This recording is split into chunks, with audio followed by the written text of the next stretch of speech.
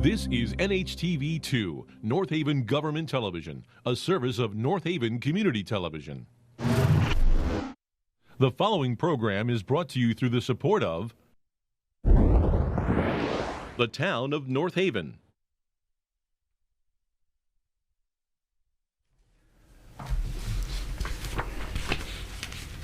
Well, good evening, everyone, and welcome to our September Board of Selectmen meeting. I'm Mike Frieden, North Haven's first Selectman, joined, as always, by our second Selectman, Mr. William Piper, and our third Selectwoman, Ms. Sally Buemi. I'd like to ask everyone to stand for our Pledge of Allegiance. I pledge allegiance to the flag of the United States of America, and to the republic for which it stands, one nation, under God, indivisible, with liberty and justice for all. Thank you. Item number 2 on tonight's agenda, any public comments to the agenda itself? Okay, seeing none, we'll move to item number 3. Yes, I was going to do that at the end. I'll do it now. So, what we were just talking about here, I want to just share this with everyone. So this past Tuesday night at our concert on the Green, I asked for a moment of silence for one of our firefighters who passed away, Robert Biscoe, a skilled paramedic, been with the organization for 11 to 13 years, somewhere in that time frame. Did an outstanding job. And we were going to talk about this tonight, but I'd like to start by asking for a moment of silence for this firefighter who served so valiantly, so courageously, and so diligently. It's our third firefighter in the past 3.5 years that has passed away. Please join me in a moment of silence.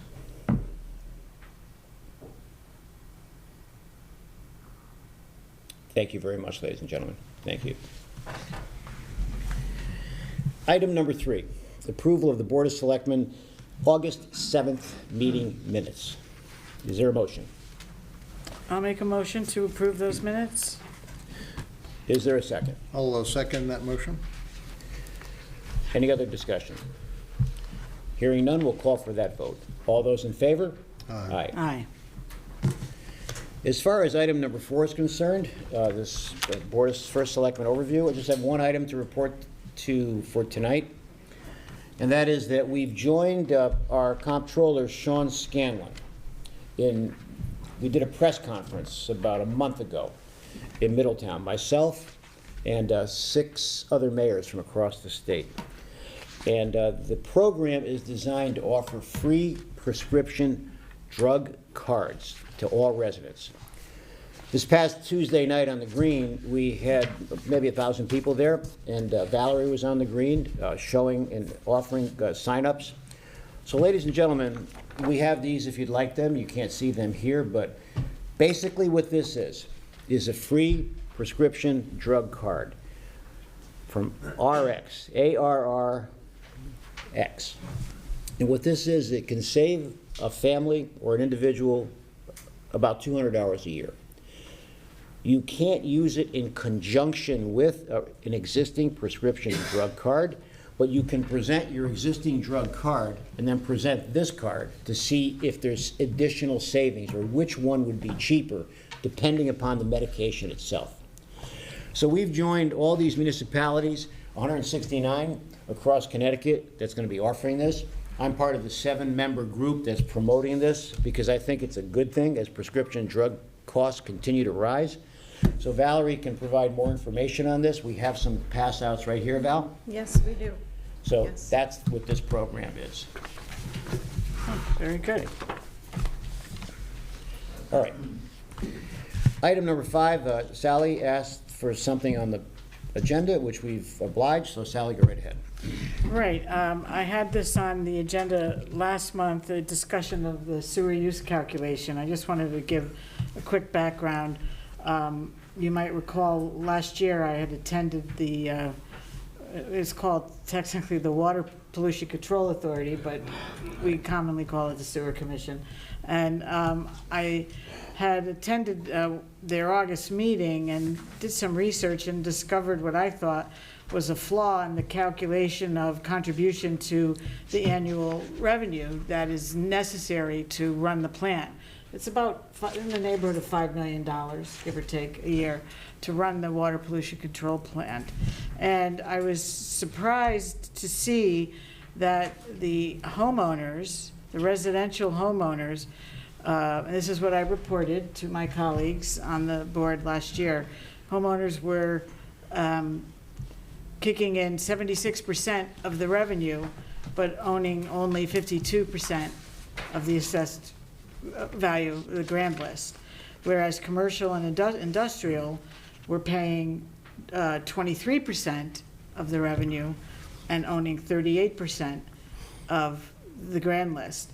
And both Mr. Frieda and Mr. Piper agreed that it was a meritorious analysis and that we would look into making adjustments next year, because for many, many years, folks, whenever there was an increase in our sewer use, which usually comes due for homeowners in October, whenever there was an increase, the increase was the same percentage for the homeowners as it was for the per 1,000-gallon fee that the commercial industrials pay.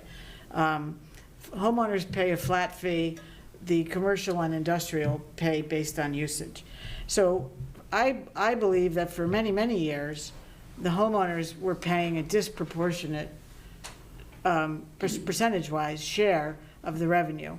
And so I presented this argument last August, and it was very persuasive to the board, and they looked into ways to modify it. So I went to the August meeting this year, just a couple of weeks ago, and there was discussed by Andy, the town engineer, a redistribution of rates to better match the grand list. So first, I'm very thankful that the Sewer Commission, along with Mr. Frieda, supported my idea and my effort to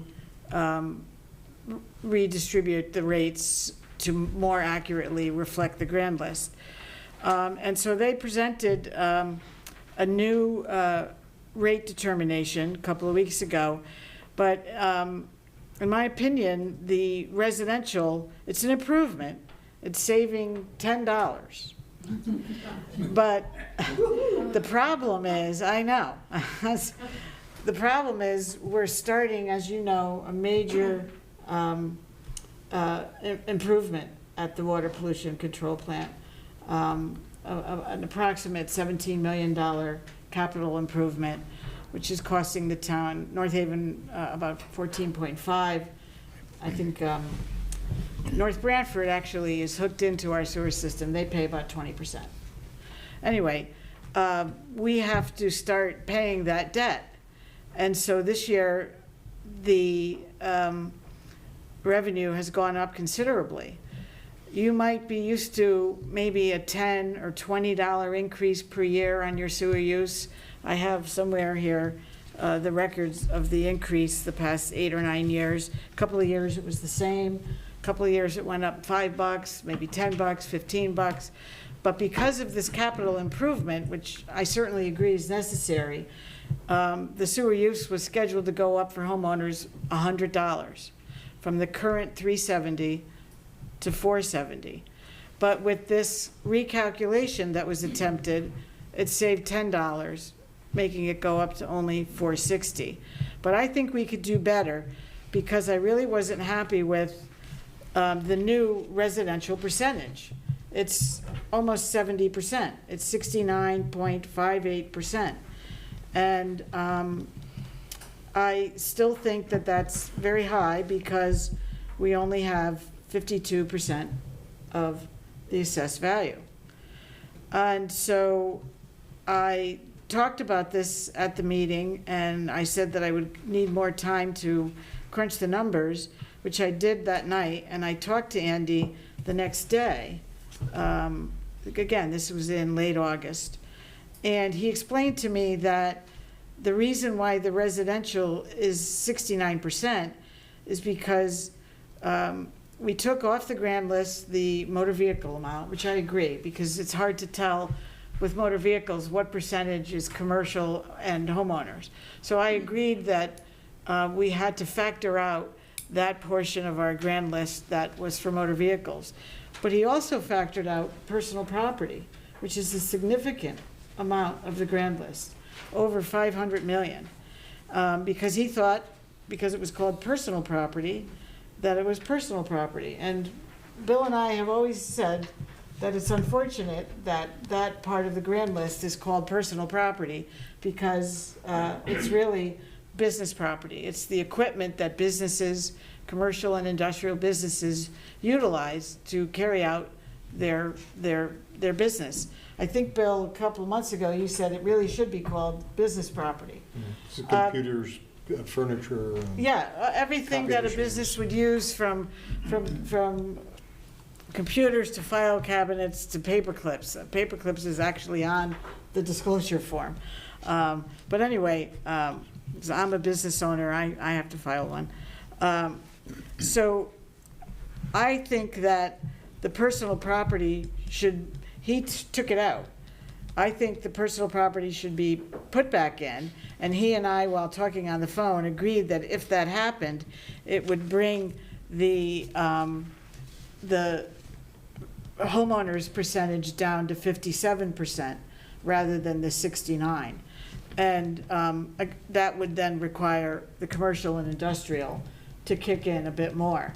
And I think it's fair, because for many years, we calculated, maybe 20 years, this disproportionate calculation was used. And so I suggested that he discuss it with you, which he told me he would. I can't talk to Mike Frieda one-on-one. That's a violation of the Freedom of Information Act, so I had to go through the town engineer. So now that I've given all that background, and my continued concern, it's better than the 76% last year, but it's only down to 69%. I think it should be 57. Did Andy discuss this with you? Yeah, so Okay. let me jump in. Great. I hope everyone realizes that although we appreciate Ms. Buemi, because she did a good job in presenting it, this board has no authority over this. This is the WPCA. It's a separate enterprise fund in the town. They make the final decisions. Andy's the engineer. I sit on the WPCA. So if anybody has any influence here, it's me. But there's other members. And what's happening with the WPCA, 70% of the town is on sewer. 30% is septic. So the 30% who are on septic, if they pump their septic tanks out once a year, it's about $500. Our rate now is $370 for the sewers. It's the lowest in the greater New Haven area, the lowest out of any city in town. They average about $650 to $700 on other cities and towns in the area.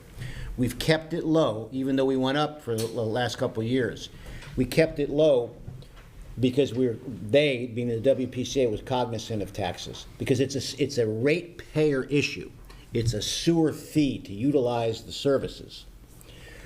So now we have a $17 million, roughly a $17 million upgrade on this WPCA.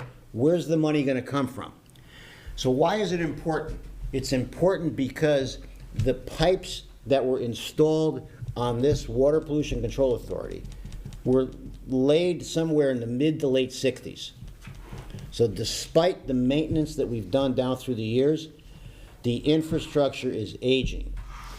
So we took the suggestion from Ms. Buemi, but the reality is there's a struggle going on, because consider this, if that rate doesn't increase and we try to go to bond for this project, 17 million, let's say, 30% of the people who are on septic systems are going to say, why do I have to pay for the debt service? I'm already paying $500 a year to pump out my own septic tank.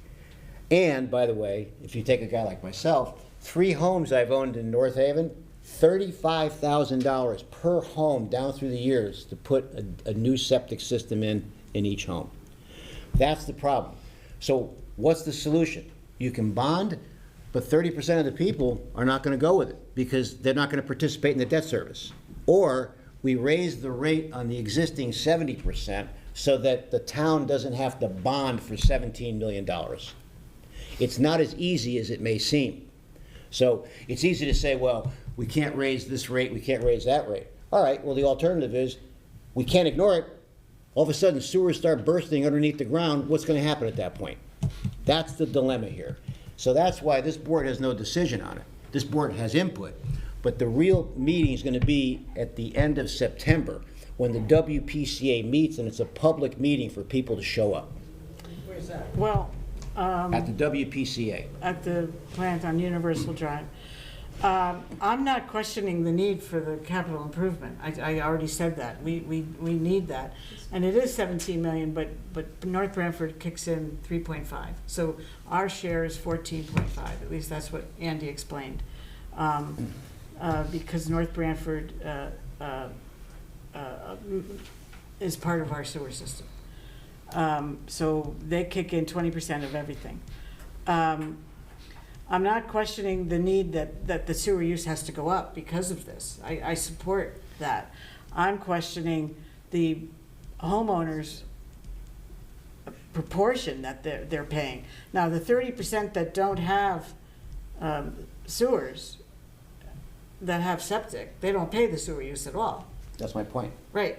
But they'd have to participate in the debt service if we bond for it. Right, well, that's why, the debt service is in their budget. That's why it's going up $100. Because this is the budget here. Here's this is the number he gave me, the 1,106,000 he told me was for the debt service. So it's built in to their budget. Yes, but. That's what he said. But what I think you're missing here is Yep. that he's proposing $100, so the town doesn't have to bond for the 14.5 million or the 17 million. Yeah, I'm in favor of that. Okay, so- What I'm saying is I want I would like the commercial and industrial, who have been paying well under their proportion share for years of the revenue that comes in, to pay a little bit more, because the residences are still paying almost 70% when it should be closer to 57%. Well, I'm not questioning the no. need for the $100 increase.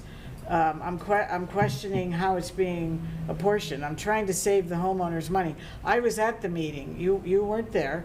I was at the meeting, and a couple of the members of the sewer commission were quite upset about the going from 370 to 460, and they all mentioned, wow, we just had a big tax increase. That I hadn't even spoken yet. I had to wait till public comment.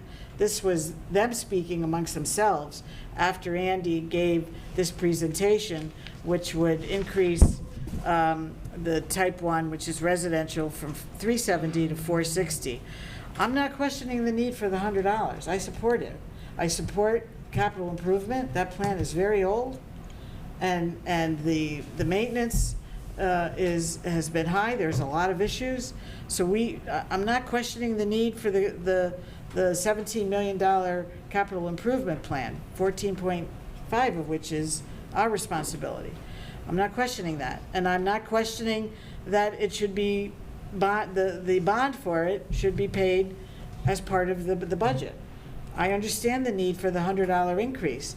I'm trying to save the homeowners in North Haven a little bit more money by having the percentage that they're being charged be more reflective. Because here's Andy's document. It says sewer use rates, redistribution of rates to better match the grand list. All right, so let me ask you a question. Well, it did better, but I'm Are you- saying it could do even better. That's my point. Are you saying that you support going from 370 to 470 for the homeowners? No.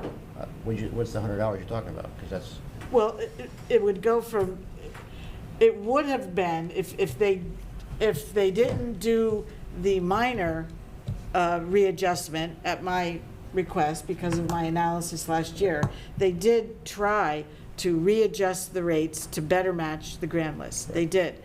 And it only saved $10. The rate would have gone from 370 to 470. But because they did a minor adjustment that helped the residents a little bit, instead of 76% of the grand list, now they're at 69%. They're saving $10. The rate for a one-family home is going from 370 to 460. the rate for commercial industrial is going from the current 518 per thousand to 714 per thousand. And so I was relieved to hear Andy say, finally, that the homeowner's rate was going up 24%. The commercial industrial was going up 35%. So at least that's better than for the past 20 years, they've been going up the same rate. And again, at a very disproportionate percentage based on the grand list. So he did make a minor adjustment. He factored out motor vehicle, which brought the percentage down. And so he used 69% to calculate the total budget, which is $5,788,000.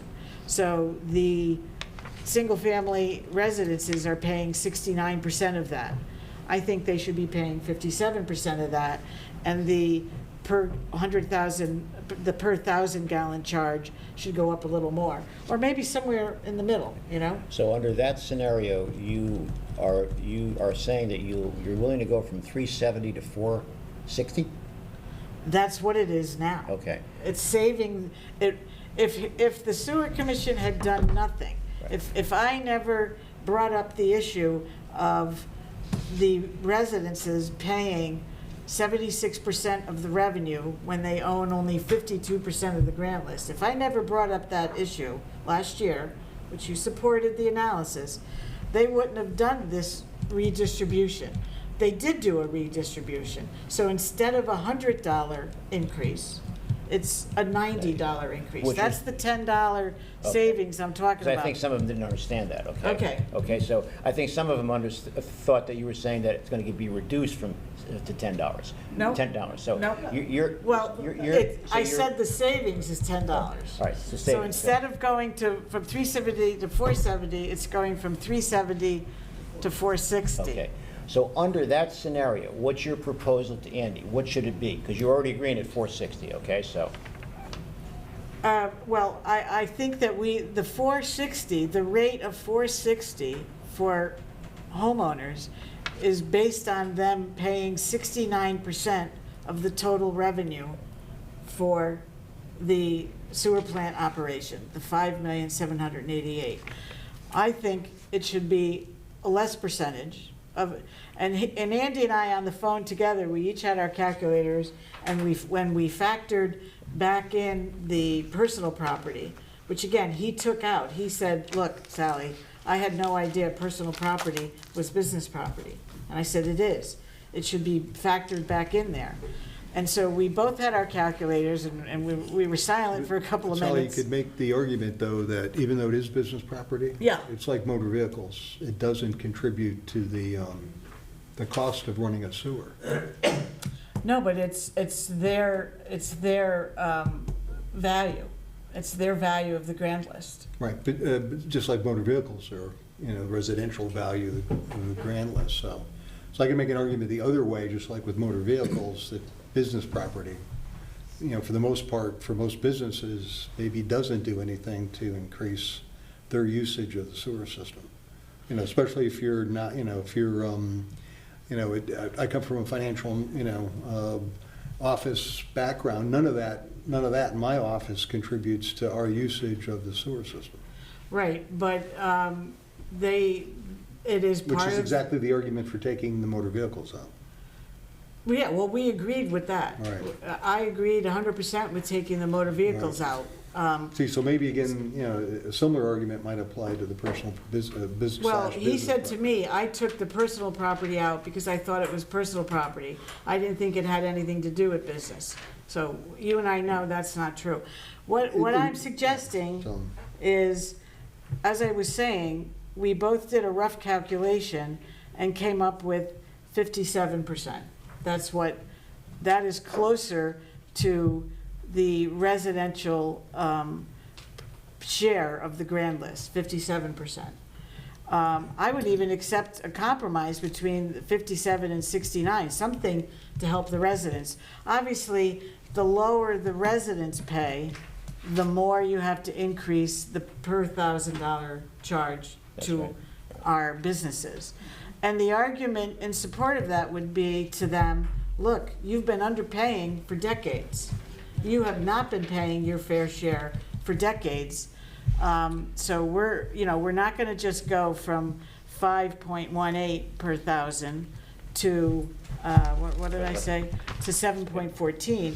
Maybe we can go to 8, and that would save a little bit more money. That's all I'm trying to do, is save the homeowners a little bit more than $10. All right, so consider this. Yeah. Before, I want to close by asking this question. Sure. Whatever, with this suggestion that you're making to Andy, Andy oversees the plant. The plant is run by Veolia Worldwide Company. They run the plant for us. Andy oversees it because he's an expert at it. So, under your proposal, what will the 460 be? You've already agreed to go from 370 to 460. Under that proposal, what's the new number? That's what I'm trying to get at. Well, it depends on the percentage. I mean, once we agree on, the key is the residential, this number here, the residential percentage of the grand list. Right now, it's at 69.58%. So the residences, so what he did was he took the revenue, which is 5.7 million, and he took 69 point, call it 70%, it's easier. He took 70% of that and said, this is how much has to come from the residences. And he divided by the total number of units of residences, and it went to 460. Yes, it's better than 470, but I think we could do better. I still think that charging the residences 70% of the revenue is still not reflective of their percentage ownership of the grand list. And again, Unfortunately, it's to better match the grand list. It could Unfortunately, be Sally, even better. it's not an exact science. Because the right way to actually have done this would be the way we do electricity, by your actual usage of the system. And I don't think there is any way to easily No. do that. Because, right now, maybe when I had all my children living at home, our usage of the system, the sewer system was much higher. But instead of 6 people, only 2 are using it. So my usage has actually dropped off significantly. I've never So, suggested even within the that. residential group, Yeah. based on the value of my house, has nothing to do with my usage level. Right, I've never Well, come in your- close to in your suggesting house- that, Bill. In your house too, you only have, you look at it and, the cost of your house really has maybe nothing to do with your usage. Right, I have no problem with every single family. That's true for home businesses pay- too. Yeah, paying the same One amount. business will use it much more depending on the type of business. We've never even considered charging the homeowners by usage. It's always been Well, that's a maybe flat because the fee. technology didn't exist, so one question I want to ask, does that technology exist? You'd have to ask the town engineer. Right now, I'm just It may not be trying, something we can afford, but yeah. I'm just trying to, I agree with his format, and I applaud his effort. Again, his calculation is called redistribution to better match the grand list. I would like it to say redistribution of rates to even better match the grand list, to help the homeowners just a little bit more. I think the fact that now they're paying 70% of the revenue, yes, it's better than 76. You're paying $10 less than if I had said nothing. If I had never said anything, you would have been paying $470. Because I said something last year, instead of $470, you're paying $460. All I'm saying is you could do a little bit better. I think 70% is still a little bit Right, so high. we're gonna have another, they're gonna have another meeting in September. This Yeah. will also present another Well, meeting. I talked about it with him, and he said he was gonna discuss it with you. Right. That's why But- I but he- wondered if he did. Yeah, he did. Oh. You gotta understand that Mike Frida's not the king of North Haven. There's other water pollution control commissioners that have to weigh in on this. You know that, Mark, come on. So. Well, our charter gives you voting privileges of only 4 boards. That's right. And one of them is this one. So But- somebody somewhere said that this is pretty important. Right. But- And I was disappointed you weren't there. Well, I didn't need to be there. Right. Because Well, they voted on it. I'm actively involved with the Right. actual process, okay? Because Andy meets with me once a week on this, okay? So The reality is, I'm respectful of the other commission members. It'd be like me on this board, just making all the decisions. It doesn't work that way in government. There's other boards and people that have to be consulted. So that's why I suggest we'll present it at the meeting and see what the other Water Pollution Control Authority members say. I'm not disputing your rationale, but a lot of times people look at me and say, all right, overrule everybody. You get it done that way. It doesn't work that way in government. Well, some of them were quite upset about the increase and might be agreeable to That's a good thing, a slight right. adjustment. It is. That's a good thing, Well, because but other people are weighing in on it, exactly. But again, I could really only talk about this with you at a meeting. That's why I put it on the agenda. You're a voting member Right. of this board. And so just as I presented my analysis in October of 2024, which you very much appreciated, so much so that something was done to help the homeowners a little bit. All I'm saying is we could do a little bit better. The 70% to me is still a little bit high for the homeowners to kick in for the total revenue. That's all. All right, so we can sum it up this way. Whatever that little bit better is, quote unquote, that's going to be presented to the WPCA later this month, okay? And then a decision will be made. And I think that's the fair way to do it. So I appreciate the input, and that's the way it's going to go. Right. So. They have their regularly scheduled meeting is in late September. Right. And that is when they actually have to vote to set the sewer use. That's be a vote. Because the bills go out in Right. October. That's right. But they took a very important vote in August. Mm-hmm. And so they would actually have to have a special meeting to change that vote. Right. But you just mentioned that if they voted in August, okay, but you just mentioned that they were unhappy with the. They weren't happy with it, but we all agreed, myself included, that this capital improvement is absolutely essential, ladies and gentlemen, for the Right. sewer plant. It's really getting old. It has a lot of issues. So I support 100% the project. I support 100% that it's going to be paid for by the users. I do. I just wish that the commercial and industrial were kicking in a fairer share of the revenue. That's all. And that would therefore reduce the homeowner's share. That's my motivation, to try to save homeowners a little bit more money. My efforts have only saved you $10. I am hopeful that it could save more. So I will be attending that meeting. How much do you think, after what you just described, what do you think it would end up? How much do you think it could be from $460? That's a $90 increase. Sally's supporting that, but what's the No, number? I'm not supporting it. I'm acknowledging that that's what it is right now. I think we could do better. That's what I'm saying to Okay, you. but what is it? What is it you're proposing? I would have to multiply the agreed upon percentage of the grand list. That's what you do here. He multiplied 69% times the total revenue and then divided that by the number of units, and it came out to 460. I would have to figure out, I would do that same pretty simple mathematical calculation once I knew what the agreed upon percentage of the grand list is. Right now, it's 69.58.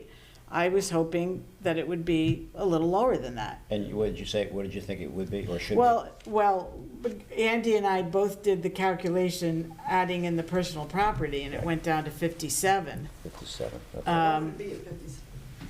Hmm? She doesn't know. No, she didn't figure it out. I mean, she hasn't done the numbers yet. I didn't do All the right, numbers so- because I thought we All right. would talk about it here All right, tonight. So we have to do the numbers to see what that is, and then how much lower that is from the $460.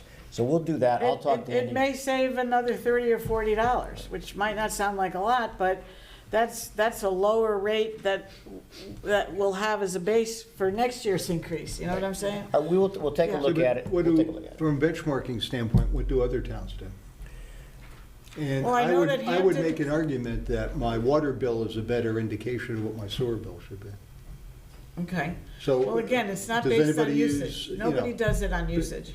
Hamden has a flat Do fee you of know that for a fact? $97. Do you know that for a fact, that everybody doesn't have, nobody does it on For usage? residential. I think all municipalities use a per gallon fee for Yeah. commercial and industrial. Yeah. So We're why would we talking- want, but if the per gallon, if we know what the per gallon is for industrial or and commercial, then Right what's? now, it's 518. Okay. What percent of the total sewage is theirs? I don't See, know. maybe that's the fair way to do it, because that tells us what the real usage is, even if we don't know the residential. All right. Right. Well, again, folks, We'll take a look at it. I was happy okay? that there was some savings for you. That if nothing changes and this goes through, instead of your bill being $470, it's gonna be $460. Personally, I think it could be lower than that. So we'll see what happens. I will attend the meeting, and, We'll look to see where there's a again- compromise and see if it could be a little bit. Yeah, lower. Okay, we'll because take a look at that. So. remember, the revenue pie is 5.7 million. We gotta get that from somewhere. I'm just saying, the commercial and industrial should be paying a higher percentage. That's all. Okay. To Very good. reflect their ownership in the grand list. Thank you. All right, okay, thank you. We'll move to item number 6. So let me jump in here and give everybody an update on this, okay? Unfortunately, our town attorney has COVID this evening, so we don't have all 3 ordinances. The third one we just got moments ago, and that is the one on ATV and street takeovers. But tonight, we do have the other 2. And we talked about this at the August meeting. One of the biggest problems we have in town, if not the biggest, is speeding and reckless driving. It is pervasive all over the town, and it's pervasive all over the state. Our police officers, I'll use an example, Ridge Road. In 4 years, the police stopped, 4 years, not quite 4 years, 3.5 years. The police stopped 217 cars for speeding. So that's, if you extend that out to the end of the year, that's going to average about 60 stops a year, once a week. People may say, how come only once a week? We have 194 miles worth of roadways. We could have 100 police officers out there and we'd still have a speeding problem. So we're writing tickets. The police are doing everything they can, and yet it still continues. Average speeds in a 30-mile-an-hour zone, 50 to 55 miles an hour. Route 22 and route off of exit 11, when you come off the exit going northbound, and the traffic light is there at night, if you're doing that, please look both ways twice, because people coming eastbound and westbound are running the red light as people are coming out of that exit 11, taking particularly a left going westbound. Just the other night, it happened to me. I looked left, I looked right, I looked left, and I looked right, and then I looked left again. Took a left because the green was already 12, 15 seconds. Almost got run off the road because somebody was speeding going westbound, running the light. So, what are we doing about it? We're struggling, meaning the police, because they can't keep on top of it. Even when they're writing tickets, people are speeding by them. So what we're going to do is we're going to take a very demonstrative approach in 2 areas. The street takeovers, that's going to be the next ordinance. That's not for tonight, because we just got it. We didn't take a look at it yet. So we are going to be reviewing an ordinance, calling for a town meeting on September 29th, and we're going to be looking to install speed cameras in various parts of North Haven. I'm on board with it, the police are on board with it, the traffic authority's on board with it, and many of my colleagues across the state are on board with it. And this ordinance is designed to, for the first offense, there'll be a fine. I believe it's $50. For the second offense, it's $100. But it's designed to calm speeding down in North Haven. I thought it was 75 for the 75, second. okay. That's, you'll see that in this ordinance here. So tonight, the role is, we don't make the decision. We review it, I'm supporting it. I ask for a vote to see if Bill and Sally are going to say yes or no.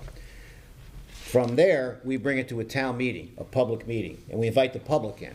And then the attorney will come and he'll present the ordinance in terms of what it's about. And then the town will vote on it. The people will vote on it. And if it happens, if the public votes on it, and I hope they do, then we have to work with the Department of Transportation that we have to, and our police have already done this, submit areas where cameras would go based on a proliferation of speeding across the town. And then the DOT has to sanction and endorse it, which they normally will do. If the mayor or first selectman and the police department proposes this and wants this, then the DOT will come around. That, I think, is going to be a great deterrent.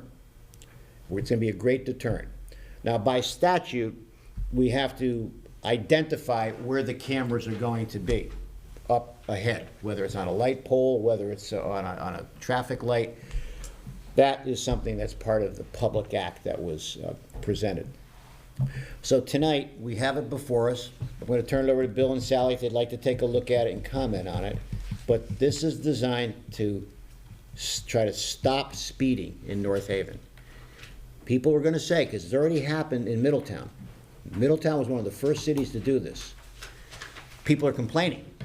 They're getting tickets in the mail. The Middletown mayor tells me that the same people that are complaining about the tickets were the same people calling City Hall complaining about the speeding.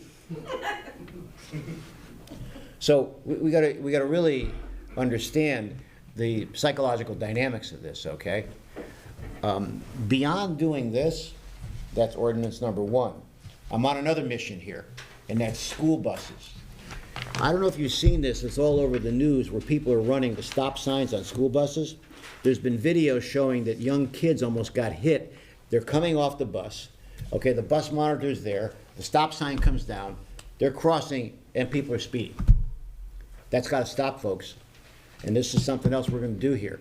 The second ordinance is installing cameras on the school buses within the school zones, okay?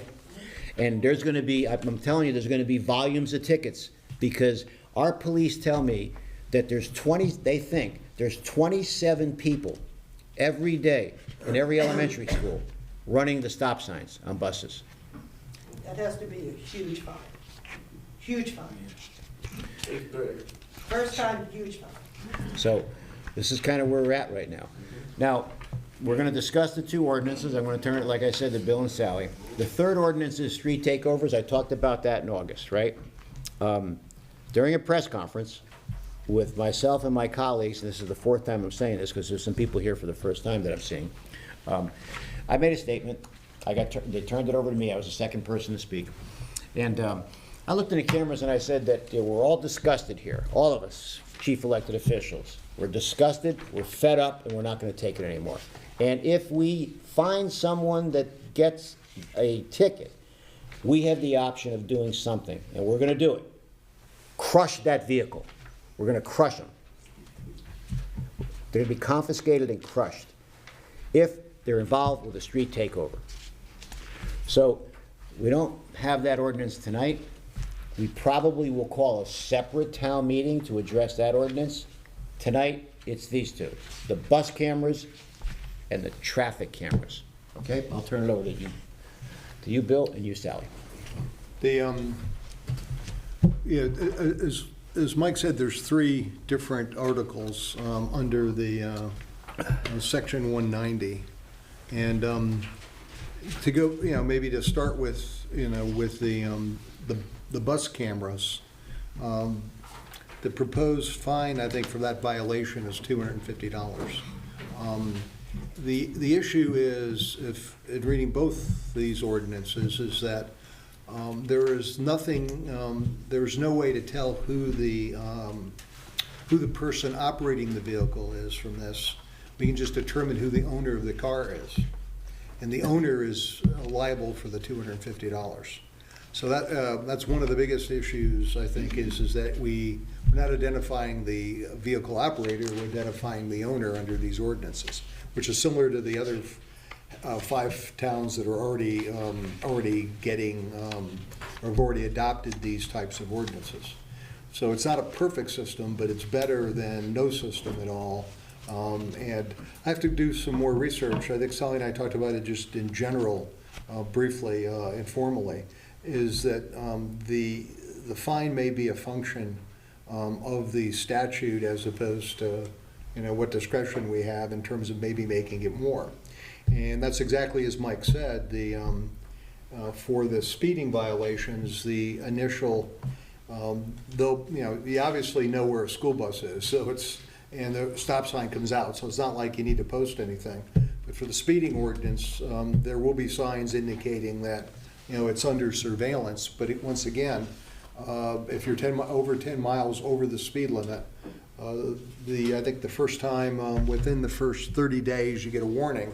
After the first 30 days, it's $50 for the first offense, $75 for the second, $75 for the third. But once again, it's the owner of the vehicle who gets the fine, not the operator. So it could be your spouse, your parents, your children operating the vehicle, but you as the owner are liable for the payment. So it's not a perfect ordinance, but it's at least I think a step in the right direction to stop people endangering children with school buses or speeding on including the street that I live on, where I'm constantly watching people exceed the speed limit.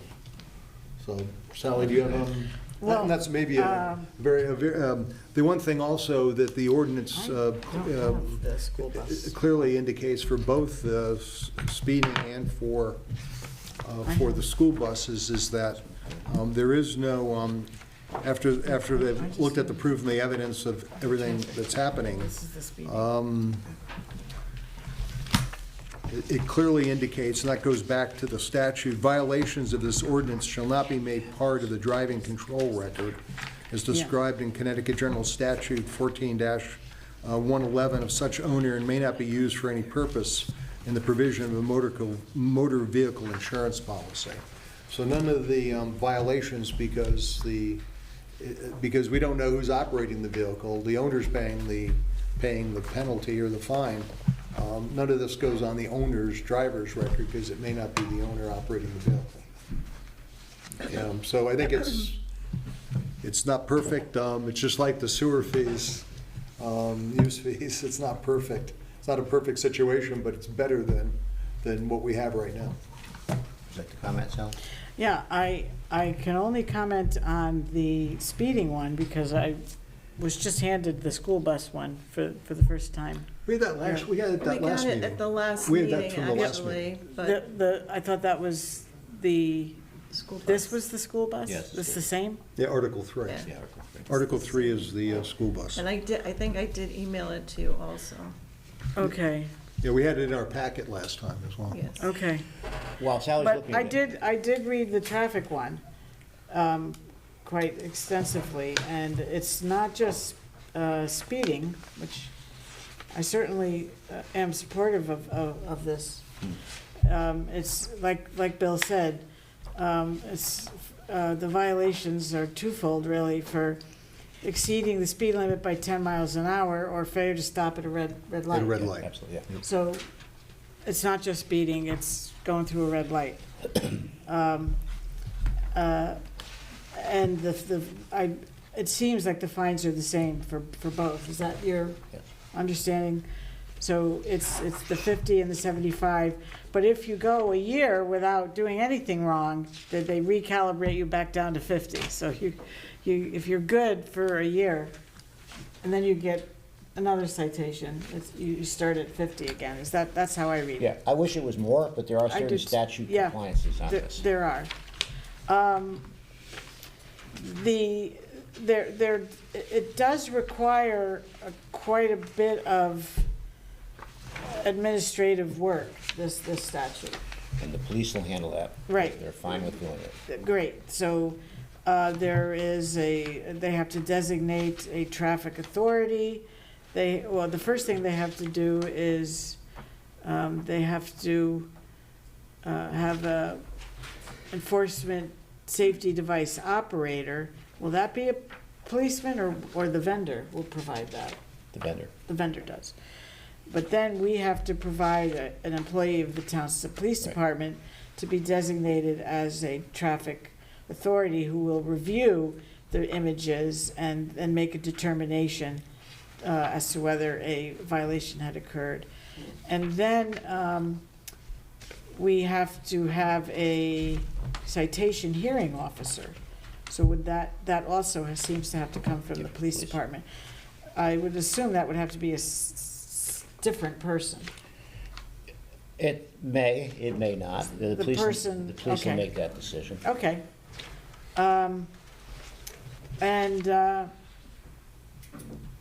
So the purpose of this is commendable. We're trying to stop speeding, which, as you've been saying for a very long time, a big problem.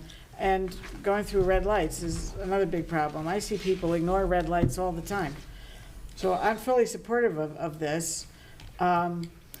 It says here that any funds received from the town for the fines shall be used for the purpose of improving transportation mobility, investing in infrastructure, or paying the costs associated with the use of the automatic traffic enforcement safety device. Do we know what those costs are?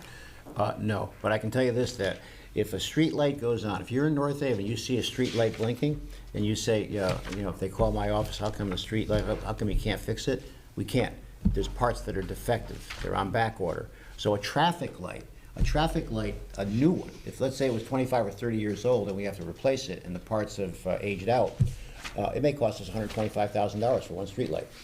That's how I see this money going, to fund those types of things so that it ends up taking money out of the taxpayers in terms of expenses that are needed. Right, I was very happy to read that. Yep. So I thought that was a good thing. And then, of course, the due process is always important here in America. The owner can demand a hearing, and it spells out the evidentiary proceedings for that hearing. So yeah, there's a lot here to go through, and so, but I am generally supportive of it, especially if the police department is assuring us that they can handle the administrative requirements that they will have in enforcing it. So the way this, And maybe if you look at the title of the one for the safety, the traffic of speeding violations, it's actually titled as the Automated Traffic Enforcement Safety Devices, Article 1, under Traffic and Motor Vehicles. So it's really there, hopefully, as a way to increase safety as opposed to maybe actually penalize the specific individual, because the technology is not there to determine who the individual is driving. And the other noteworthy thing is that there's 6 statutory, or will be in the, which I think goes back to the Connecticut general statutes, 6 defenses for why you might have got picked up that's an excuse or an exception to getting a penalty. Yeah, like if Right. the operator was driving an emergency vehicle. right. Yeah. All that's Or- outlined. It was a violation was necessary for the operator to comply with an order or direction from a law enforcement officer, which is Right, observable right. Or the traffic- recorded, and so the violations due to somebody speeding up to allow an authorized emergency vehicle to pass. So there are a few exceptions that would give you the ability to get out of that. But again, the burden is on the owner to pay the fine. Right, that's what I was talking about before, about the hearing process. There are evidentiary steps, and those are certainly defense options that are spelled out. So our goal tonight, ladies and gentlemen, is to have these ordinances passed. But if that doesn't end it, we then have to bring it to the town meeting. Valerie, September 29th, I think, right? That town meeting will be held here. And then we will have from the bus company, someone presenting it from the bus company, and we'll hope to have somebody from the police department talk about the cameras. And then if it gets voted, and I'm hoping it does, I think it will, then we're gonna move into action immediately. We're gonna work with the Department of Transportation to get the the areas that the police wants the cameras to go authorized. But the bus side of it will be immediate installation on the cameras on those buses.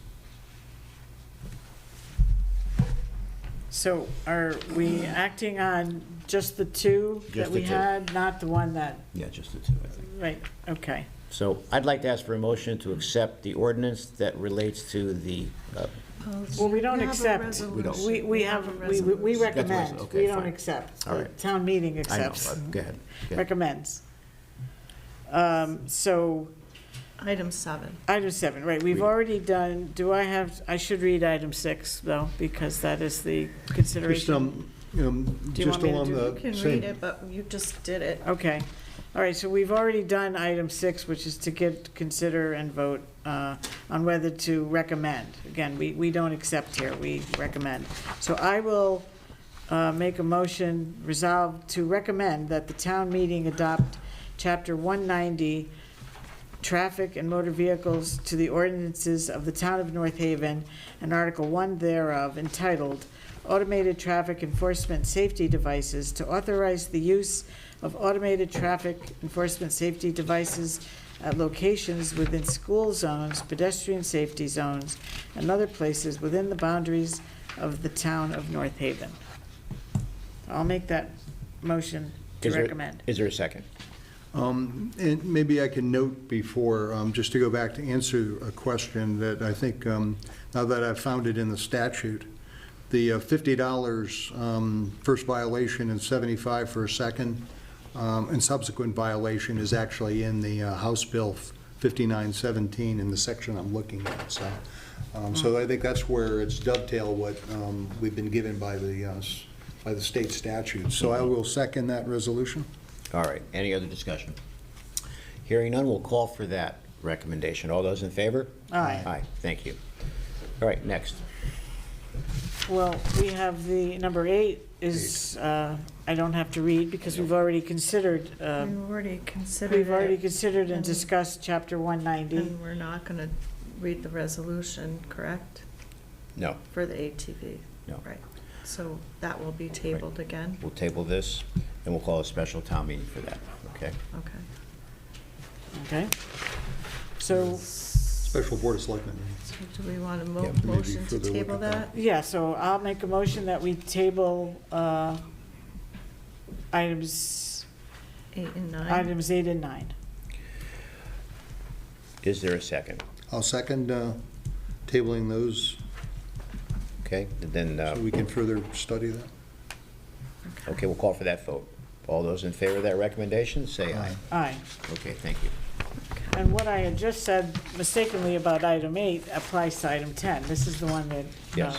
we are doing, Mhm. correct? Correct. So we've Yes. considered Article 3 of Chapter 190, and we have to do a resolution, correct? Correct. Yes, So I'll make a motion resolved to recommend that the town meeting adopt Article 3 of Chapter 190, Traffic and Motor Vehicles, to the ordinances of the town of North Haven entitled School Bus Violation Enforcement, to authorize the use of a school bus violation enforcement system to improve public safety and reduce the incidence of vehicles illegally passing stopped school buses. I enthusiastically will motion this resolution as read. I'll second that resolution. all right, so we have a motion and a second. Any other discussion? Hearing none, we'll call for that vote. All those in favor? Aye. Thank you. Okay.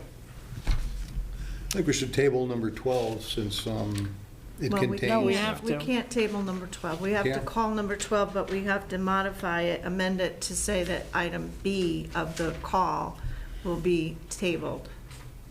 Yeah, so Okay. B, because we were Yes. going to have a So special Board of we Selectmen should, meeting. I think for we that. we should amend the resolution to remove B because we tabled it. That's right. Okay, so can we'll do that first, and then I Yes. could read the call, leaving out B.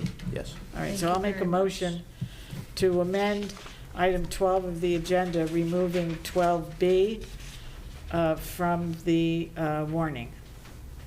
Okay. And then make C and D respectively B and C. Okay? Okay. Okay. All right, so we have a motion. Is there a second? I'll second. Second? All right. Any other discussion? Hearing none, we'll call for that vote. All those in favor? Aye. Thank you. And I will do item 12. I will make a motion, resolve that the Board of Selectmen hereby call for the annual town meeting to be held on Monday, September 29th, 2025, at 6 p.m. in the upstairs conference room number 1 of the North Haven Memorial Town Hall, 18 Church Street, North Haven, Connecticut, to conduct the following business. A, to consider and vote upon whether to adopt Chapter 190 Traffic and Motor Vehicles to the ordinances of the Town of North Haven and Article 1 thereof, entitled Automated Traffic Enforcement Safety Devices, to authorize the use of automated traffic enforcement safety devices at locations within school zones, pedestrian safety zones, and other places within the boundaries of North Haven.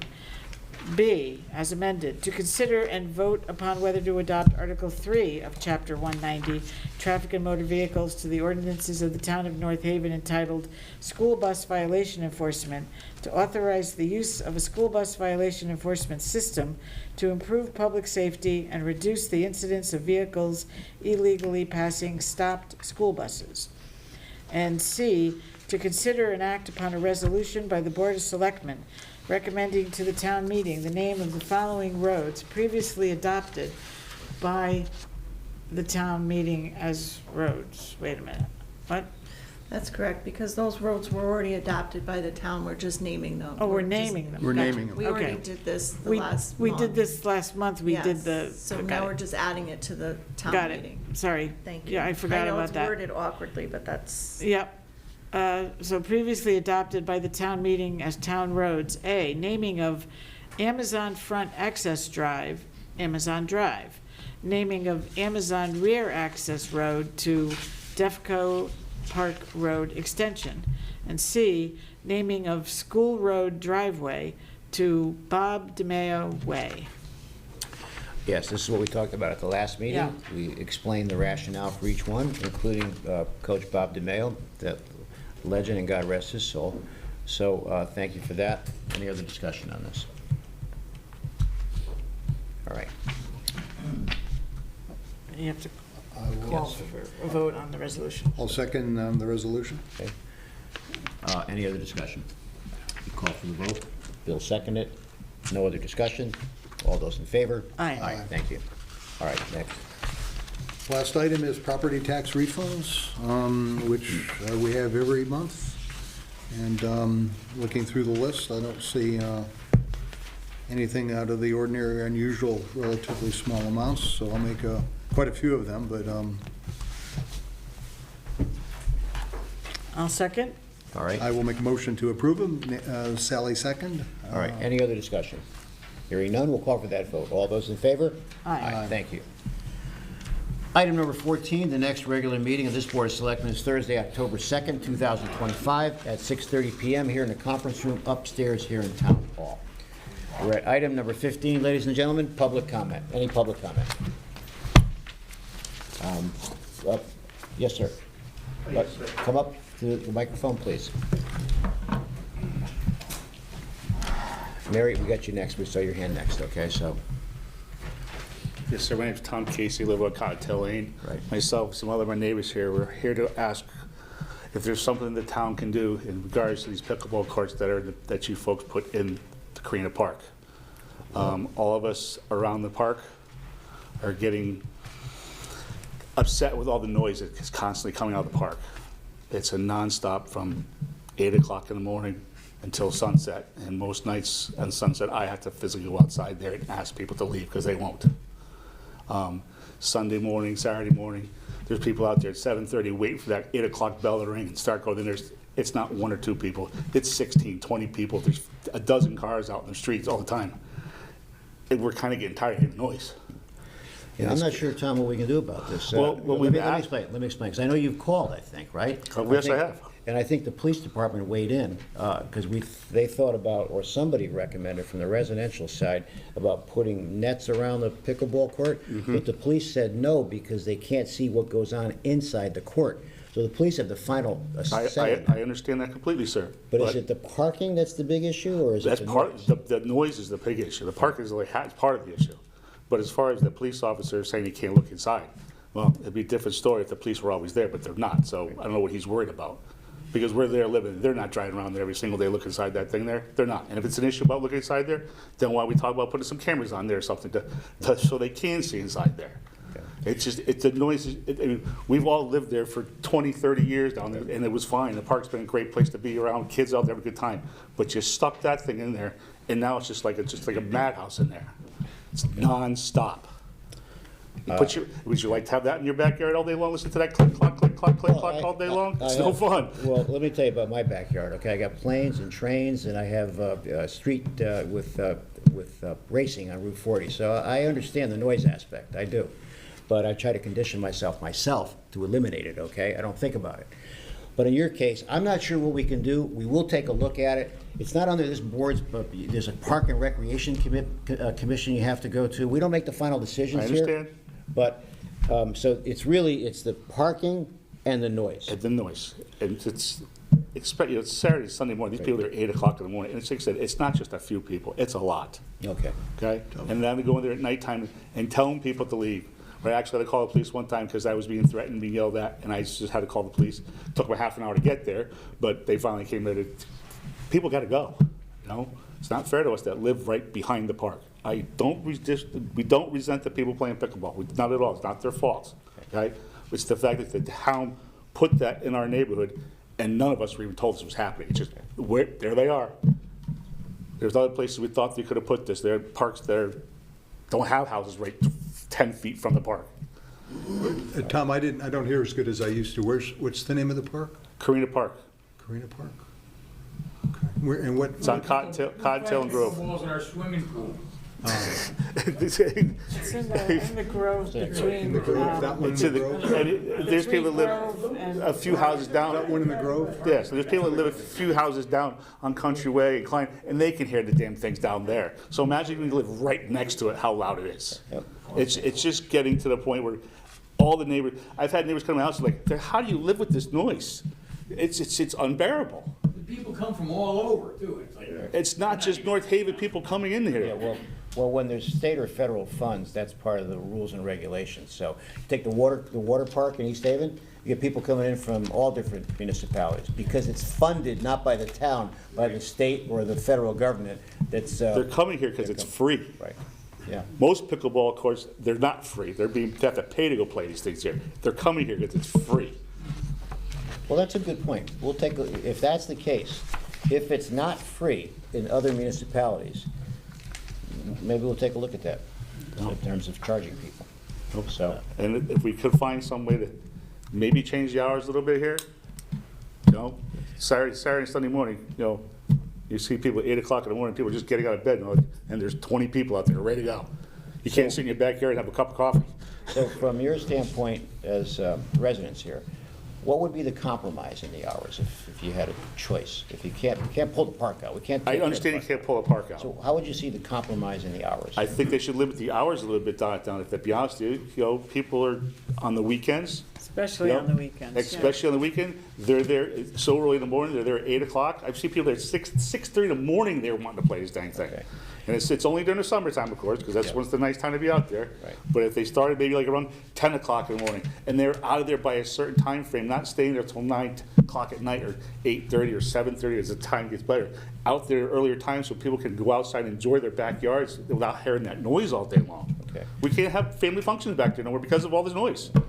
So what is the noise? Is it the ping of the wiffle ball? Yeah, 'cause they're hollow. All the noise like this. Click, clock, click, clock, click, clock, non-stop. So let's come back to what the compromise could be. You're saying 10 o'clock? 10? Maybe start at 10 o'clock because most people are up and out of bed by then. Okay. Okay? And having them leave at a decent, you know, earlier in the afternoon, not being out there till 8, 9 o'clock at night, you know? Maybe a couple hours before sunset, you know?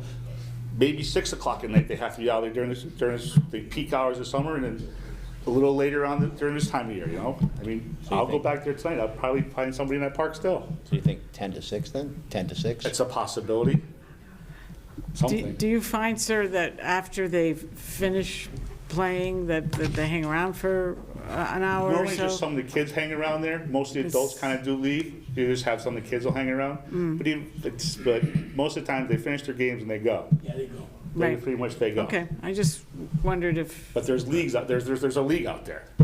So I don't know who organized the league out there. That's definitely happened. There's no way there's not a league, but there's 16 or 20 people out there Saturday, Sunday morning, ready to play. It's the cars also, I mean, they park up on my curb. My house, I live on Cottontail and South Avenue. I have company over there, they have to park on Angel Place.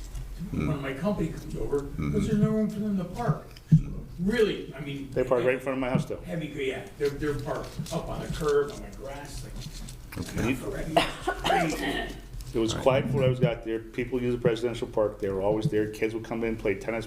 They would go out there in the jungle gym. They had football out there. Kids were playing there. But that thing got put in there and it stopped. And now all we have is all the pickleball. And now we got these freaking motorcycles and dirt bikes and ATVs and quads whipping around the neighborhood like crazy. It's like, what's happened to this neighborhood? It's like a free-for-all down there now. Well, I know, but it's just crazy. I had kids yesterday, they were actually riding their dirt bikes in the park. And I called the cops out. They let them go. well, when we get to this ordinance, we're going to be confiscating them. So. But look, I understand what you're saying. So I just summarize for me, okay? You're saying 10 to 6. As a possible idea? What do you think? It's at least something. It's a start anyways. Now, on Saturday and Sunday, or? It's all week. It's all week long. You know, And we've had, in fairness, we've had beautiful weather too, so Right. it's not, we haven't had any rain, so Right. they're out there every day. out there constantly. do you think that the netting, if the police were to re-examine that, that would cut down on the sound? My research is that a lot of those places, they put that net down, it cuts the noise down tremendously. If you guys have your noise ordinance in town series, I think it's 100 dB and 80 dB. A Right. pickleball is 65 to 75 dB. Okay. So just to give you an idea how loud it is. So you think that'd be, for those that live right there, that would be a I solution? think it's a big solution. We didn't have fencing down there. I went down and talked to town, Yeah, have put the fencing up. Right. So that was a start, but it doesn't really stop the noise. It just stopped people from looking into our yards. So years ago, I looked at the fencing. This is where the police came into play. They felt that it'd be a public safety issue, something could go on that's a nefarious activity within the park, within the court itself. So it was like $43,000 to put that fencing up there, or the netting up there, okay? Right.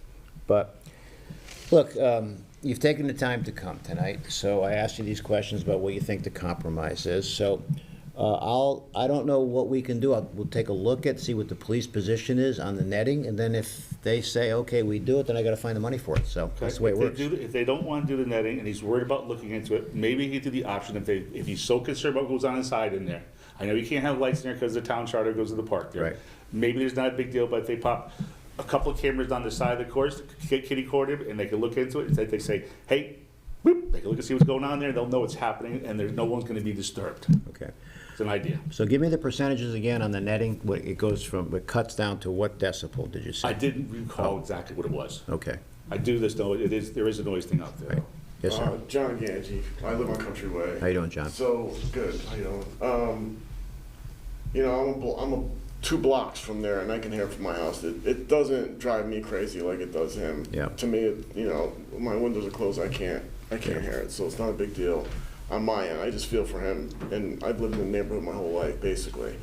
The only other alternative that I can see is some sort of sound dampening on either the ball or the paddles.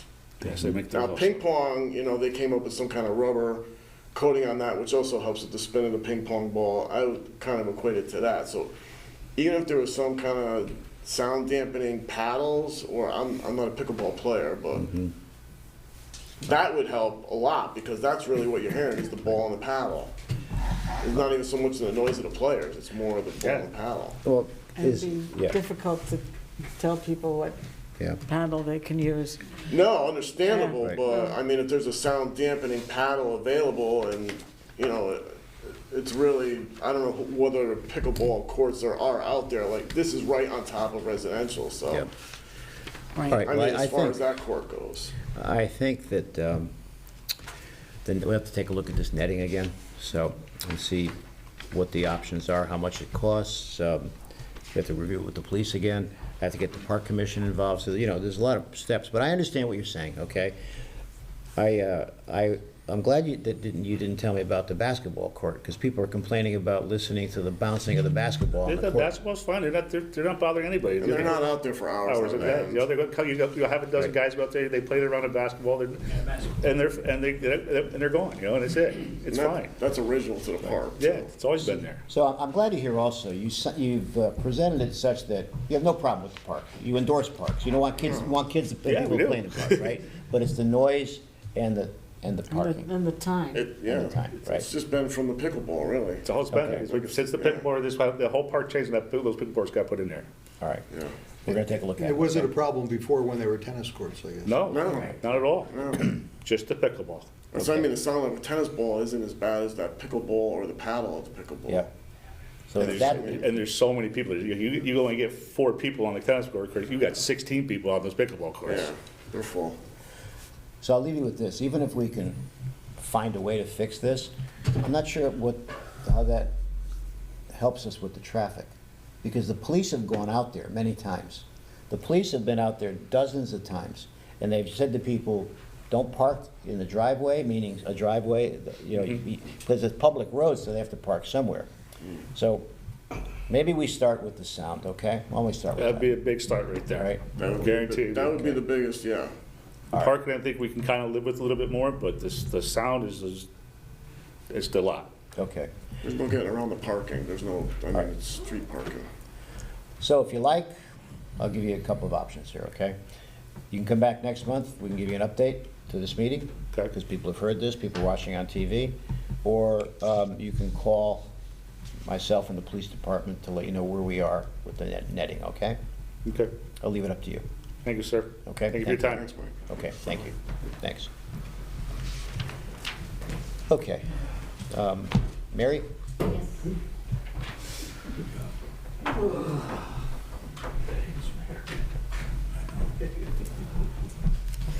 Mary White, Summer Lane.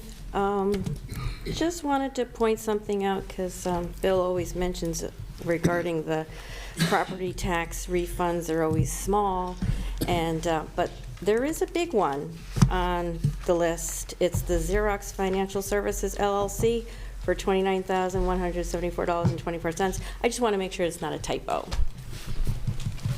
I don't think so, but we'll double check it, Mary, okay? Okay. I know it's not a typo.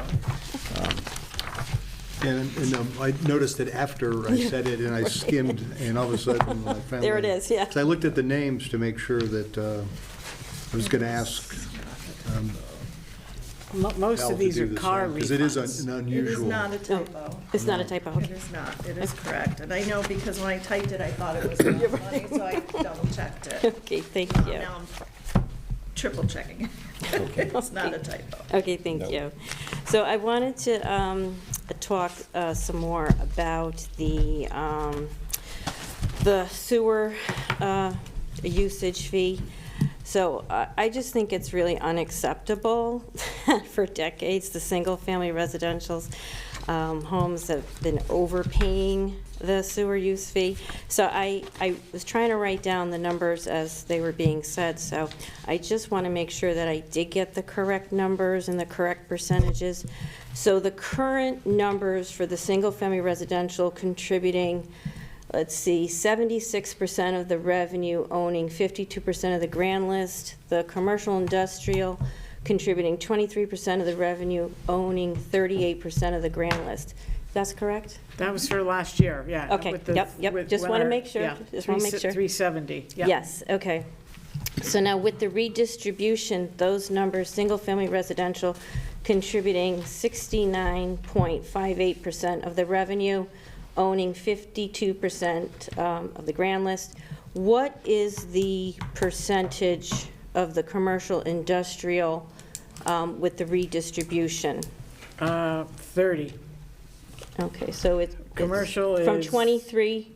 Commercial is to 30? 23.7 and industrial 6.6. So call it 31. 31.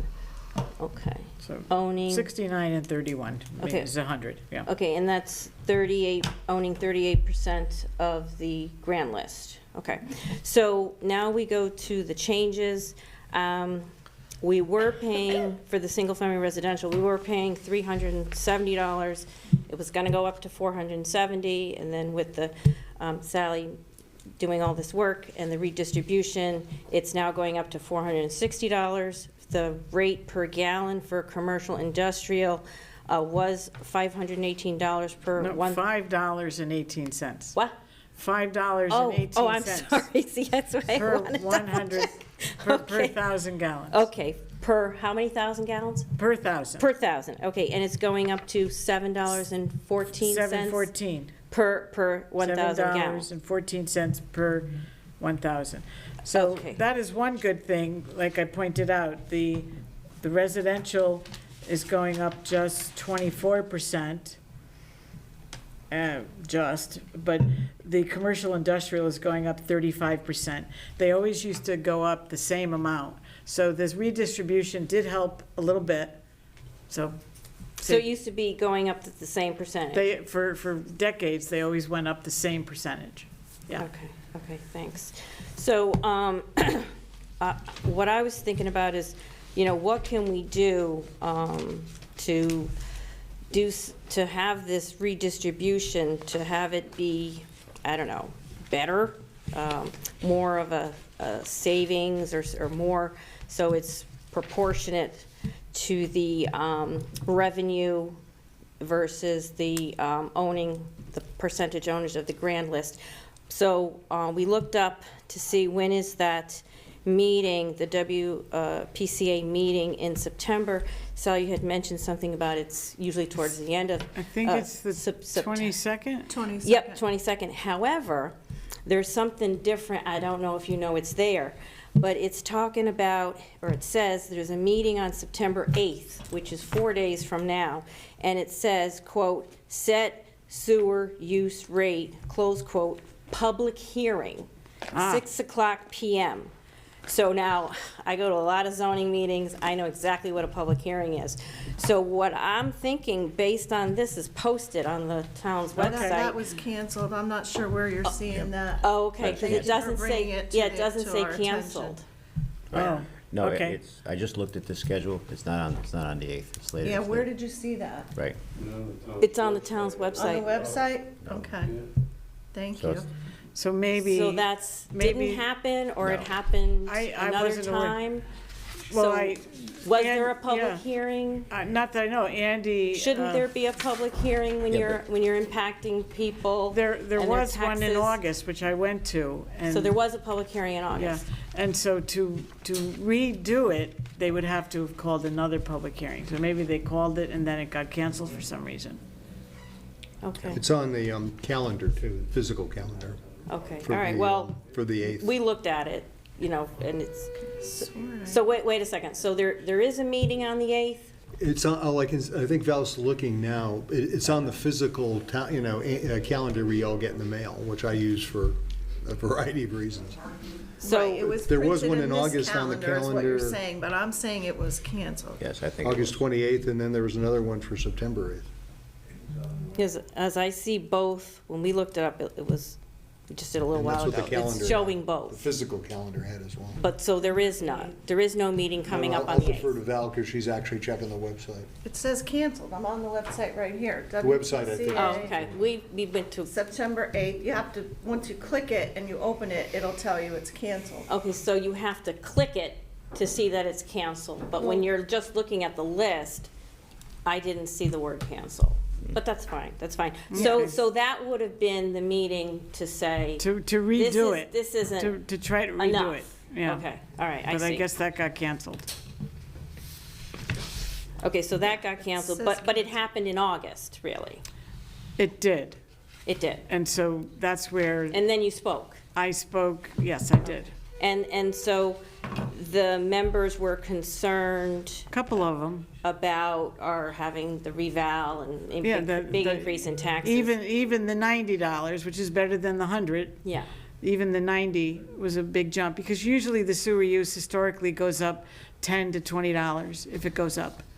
okay. You know, Yeah, so is it, so we have to wait till next year In other words, to try and get them to do a better redistribution. That's what it looks like, Calculation. because they have to do Is it their vote on the historically, 22nd. is it historically done in August? I just don't want to miss it, because The public hearing is always in August, and then the setting of the sewer use is in their September meeting, and then the bills go out, I believe, in October. Okay, so we got to get in there with the public hearing next August. And hopefully they'll want to do some more. We'll see. We'll see. Yes. Okay. I just think it's just awful. Thank you. Been So do I. overpaying for decades. I mean, this is terrible. This is terrible. Yes. Mr. Barrett.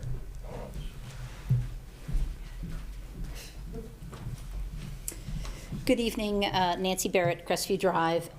So, Mike, you had mentioned Route 40, and as we all know, the repairing and repaving of that road is well underway, and so everyone, please be careful when you're driving at night, because they're doing most of the work at night.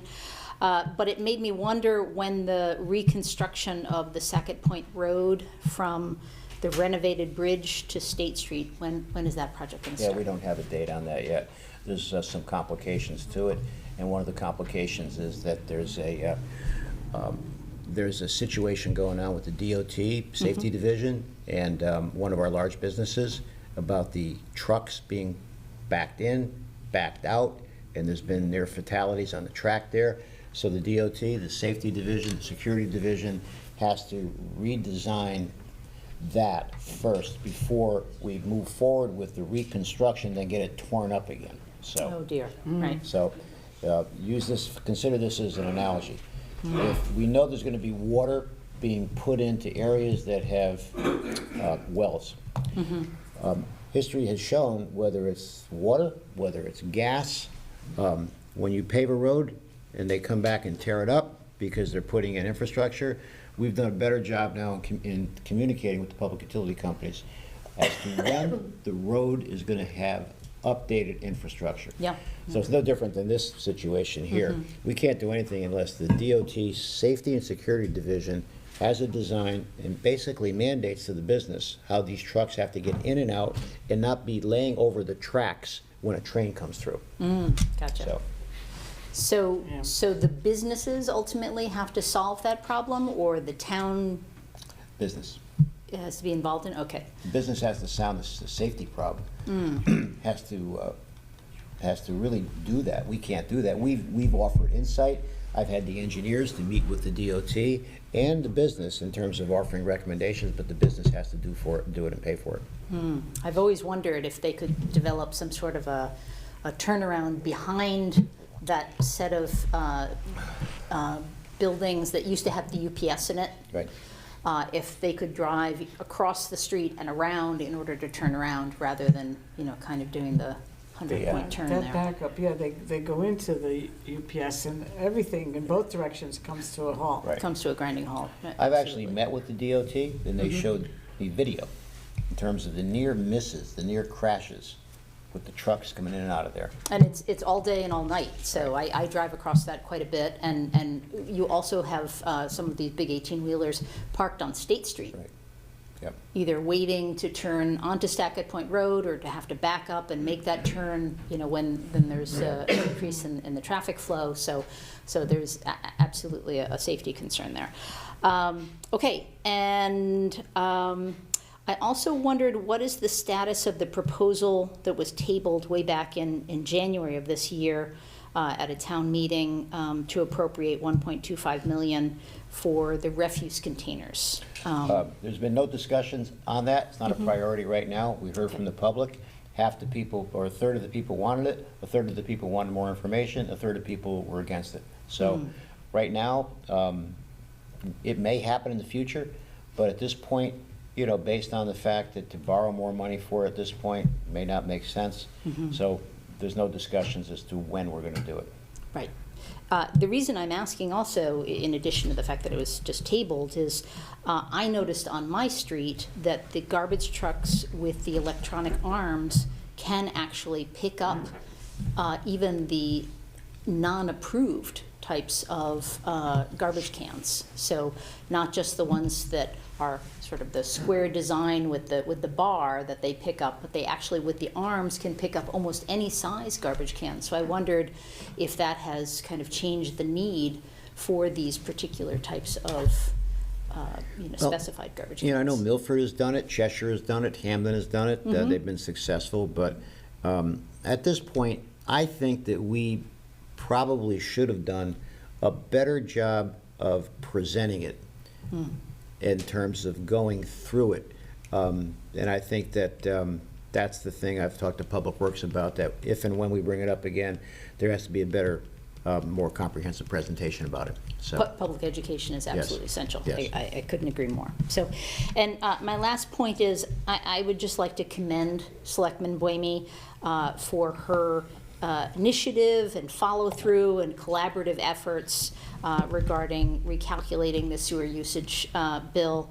I just think that this is yet another example of Sally using her extensive knowledge and, of course, her math skills to come up with very creative ways to reduce the financial burden on North Haven taxpayers without reducing the services that are provided.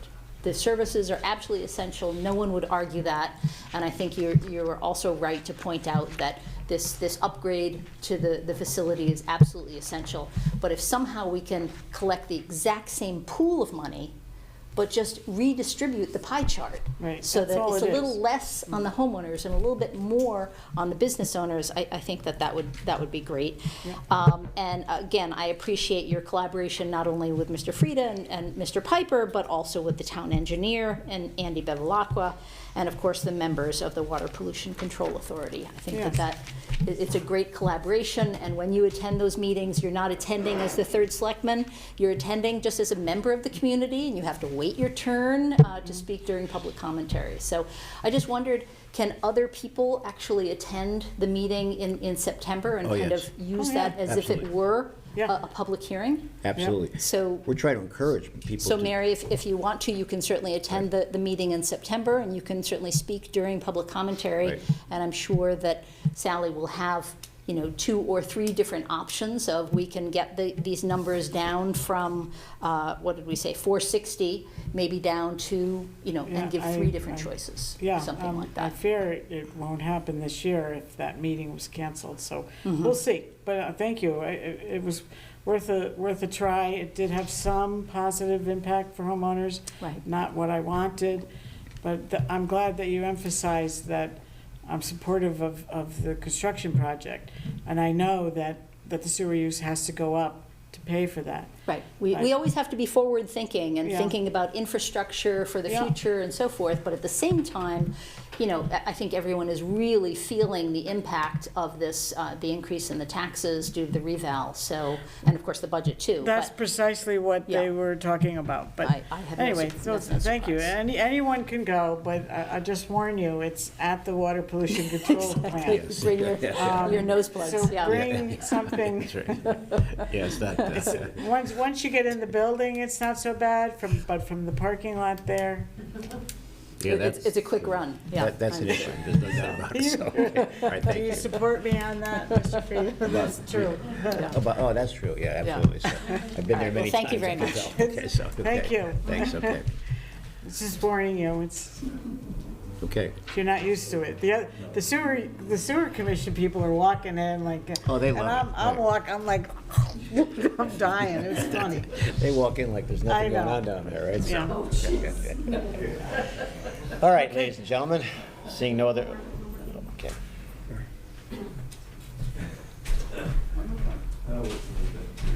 I just wanted to, Mary White Summer Lane, I just wanted to remind people about the town meeting on the 29th for those 2 ordinances. Yes. So we want to make sure that we come and so we can vote yes.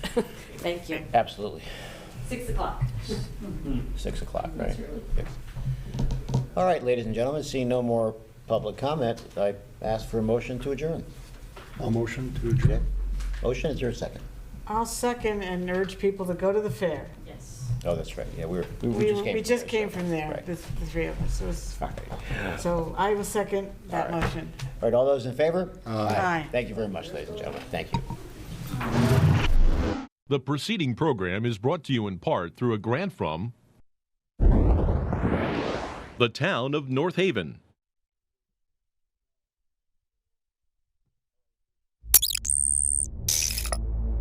Watch town meetings or other videos on demand at nhtv.com.